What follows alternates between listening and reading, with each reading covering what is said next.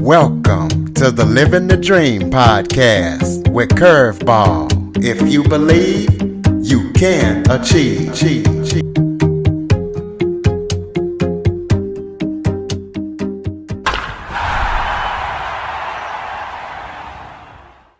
Welcome to the Living the Dream with Curveball podcast, a show where I interview guests that teach, motivate, and inspire. Today, I am joined by author and award-winning journalist, Leslie Silverman. Leslie has just released her first book titled From Badger to Blossom with Love, and the book is about marriage and relationships. So we're going to be talking to her about her story and how she got into writing and about her book. So Leslie, thank you so much for joining me today. Thanks for having me. I'm excited to be here. Why don't you start off by telling everybody a little bit about yourself? Absolutely. Thanks. As you mentioned, I'm a journalist. I have been writing for a local newspaper for the past 5 years or so, and lucky enough to have my own column, which has won awards each and every year I've had it. So that's kind of exciting. And I've always wanted to write a book, and I figured this was the year because I'm not getting any younger. Absolutely. Well, tell everybody how you got into journalism and what made you want to make that leap to become an author. Sure. Well, I've always been a writer ever since I was a little kid. In fact, somebody asked me the other day, what did you want to do when you were a little kid? And I said, wanted to be Nancy Drew. So I just think I'm inherently a little bit nosy, and I have a talent for writing. And one day I just decided, you know what? I want to pursue this. And I saw an ad on Indeed, actually, for my local newspaper. They were looking for a reporter, and I had been an English major in college. So I figured, okay, why not try? You know, my motto in life is never try, never know. And since this was my dream, I figured I'd give it a shot. And here I am later, and wanting to, expand on my writing. I really love writing. I love being of service, and I love telling people stories, and I love listening to people's stories. So anything I can do to write that's what I'm all about. So what do you write about in your local newspaper? What part do you cover? I am kind of it. When I started, there were two of us, and my editor, Gray, left to take a position at a college. And at one point, it was just me writing everything from sports to my column to interviewing our governor, Kristi Noem, to, the Valentine's couple that we highlight every year that's been married 50 plus years. So I do everything. I love doing features. I love that part of my job. But if there's a meeting, a town meeting, things of that nature, I'm there.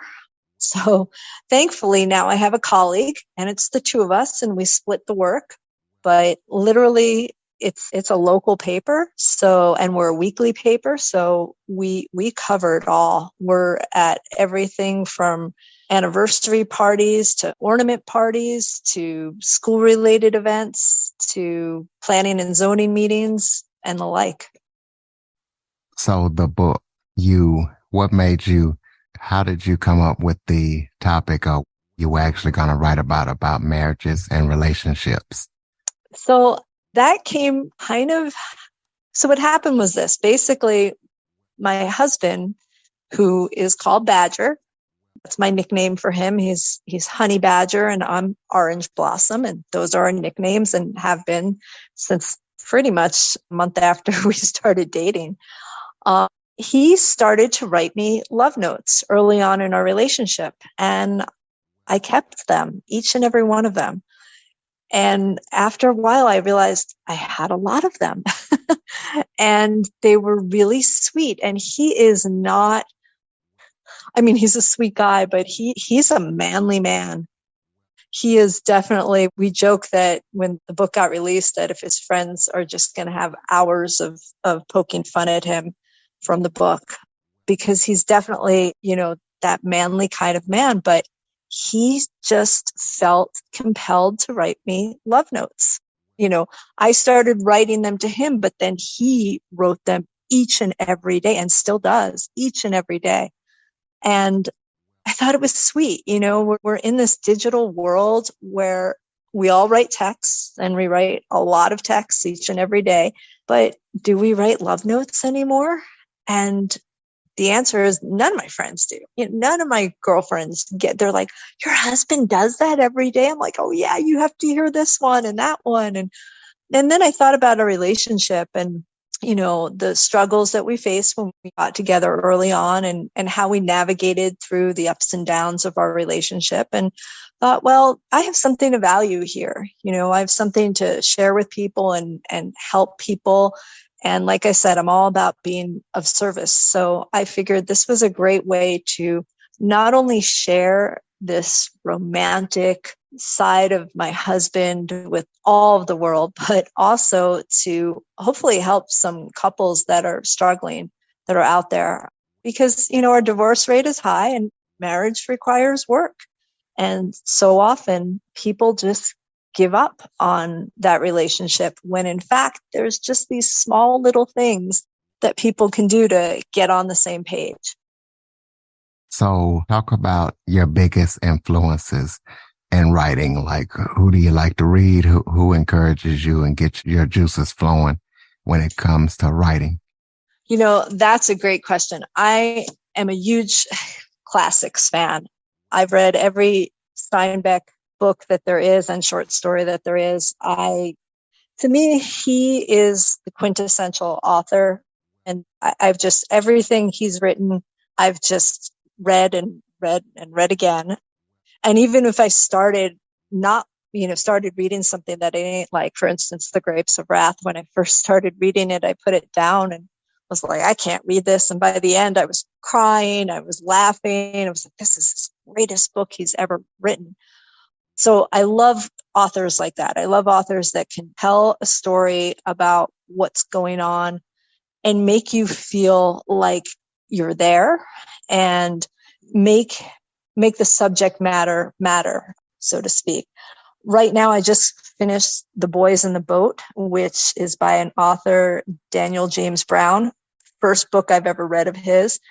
And it's about rowing, which I don't know anything about rowing, or I didn't when I started the book, and I certainly do now. And it's about a team from Washington that went to the 1936 Berlin Olympic Games. And he's incredible the way he tells the story. You just feel for each of the characters. And to me, that's what makes a great author. And I aspire to be one day as good as either of these authors.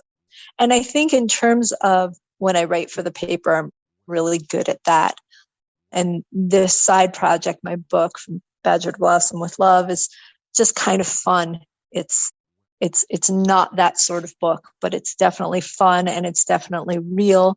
And I, let my readers know who I am as Blossom and who Badger is, and what we go through as real individuals and as the characters that I've created as well. Speaking of that book, tell listeners where they can get it and what they can expect when they read it. Well, right now it's on Amazon, and I have it in both paperback form and ebook. It's a great Valentine's Day gift because it's definitely all about love.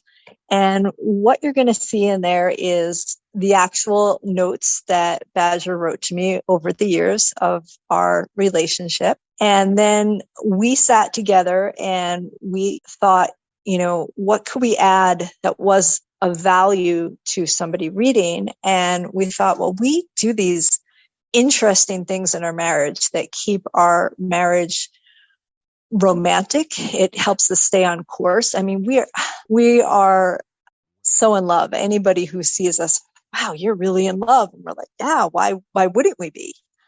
So there's tidbits and information about how you can have that sort of marriage. I mean, relationships, I don't want to say that they take work.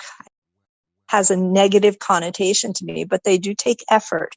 And there's just these small little things you can do. Like we do 4 hugs a day. Every day we make sure we hug 4 times and we count it now. Is this number 3? Is this number 4? Oh, we're going to get number 5 in. But, so often couples are so busy and they don't take time to just touch one another. And it's just such a simple thing to do, but it adds so much connection and so much value, especially in our busy lives. You also have a saying called living out our dream. Tell us about that and how you guys came up with it. Yeah. So Badger has a dream of being a race car driver. And he bought a 1996 Honda Prelude that he completely rebuilt. And let me tell you, he is not necessarily the handiest man out there, but he learned how to rebuild the entire car, and he races it locally at a track that we have. They have this, it's called an autocross track, and they put out cones and they race and they time, and a whole bunch of people show up, and it's just the silliest thing ever. And I am not a car person, and I go support him. I make signs and hold it up and taking videos so he can see what he's done after. And it's just great. And because it's a Prelude, he got the license plate of LOOD, and we joke living out our dreams. And that's what it stands for. So it's kind of, we know that that's what it stands for, but anybody else might be like, oh, it's because it's a Honda Prelude. That makes sense. But we always say we're going looting. And that means we're going to go, whether it's climbing in the mountains or hiking on a trail, we're going to go live out our dreams, because again, life is too short. And, everybody should be able to, have a dream and go for it. I mean, to me, that's what we're here for. Absolutely. So do you have any current upcoming projects that you're working on that people need to know about? Well, I'm thinking definitely we're taking Badger and Blossom to another level. We are adventurers. And in fact, we're going to be climbing Mount Whitney, not hiking, but climbing. We're rock climbers. So we're going to get to the top the hard way. And so one of the things we're going to do is we're going to put together an adventure series of Badger and Blossom. We're going to do big adventures and then backyard adventures. So things around our area, hikes that we've done or cycle rides that we've done or climbing that we've done, and just give those stories so that to inspire people, but also give them tips and tricks about, things they might need, what to pack, what to bring for food, how to train, things of that nature. So I'm working on both of those simultaneously, a big adventure book and then a backyard adventure book as well. Okay. Do you guys have a website where the listeners can keep up with everything that you're up to? How do listeners keep up with you? Well, I am on Facebook under my journalist name of Leslie Silverman, and then I'm at Instagram at Badger and Blossom Author. And so you can find both of us on either one of those platforms. Okay. And real quick, you reached out to the Living the Dream with Curveball podcast. So how did you hear about us and what made you want to come on and share your story? You know what? I was doing this search and came across your podcast. And again, it aligns just so much. I mean, if I can inspire one person with my message, or I can be inspired by one person with their message, that's what this is all about, right? I mean, again, we're so connected, but yet I think so many of us are just missing the way in which we can be connected and how important that inspiration and being of service to one another really is. Absolutely. Close us out with some final thoughts that you have for the listeners. Maybe something that I forgot to touch on that you would like to talk about, or just any final thoughts. Yeah, I'm curious to hear from you in terms of what this podcast, how you see it in the future. And I think that would be kind of an interesting thing for me, just coming on here and talking to you. Always want to, again, the journalist in me always has that question of, where do you see this podcast in 10 years or 5 years? And what do you hope that this podcast, accomplishes, I think? Turning it back on you, journalist always. Absolutely. Well, I definitely hope that it is reaching a lot of people and touching as many lives as possible, teaching, motivating, and inspiring. And hopefully I can get some kind of big deal to help propel that, or, somehow get on a radio show or something big to where I can have a bigger platform and reach more people. That's what I hope for the podcast. Love it. Living out your dreams. I love it. Absolutely. And ladies and gentlemen, you need to go pick up Leslie's book, especially if you are married or, you're looking for tips to kind of help you out. And if you guys have any feedback or any topic or guest suggestions, cjackson102@cox.net. Make sure to follow, rate, review, and tell a friend about the show. Leslie, thank you so much for coming on today. Thank you so much. You take care. For more information on the Living the Dream podcast, visit www.djcurveball.com. Until next time, stay focused on living the dream.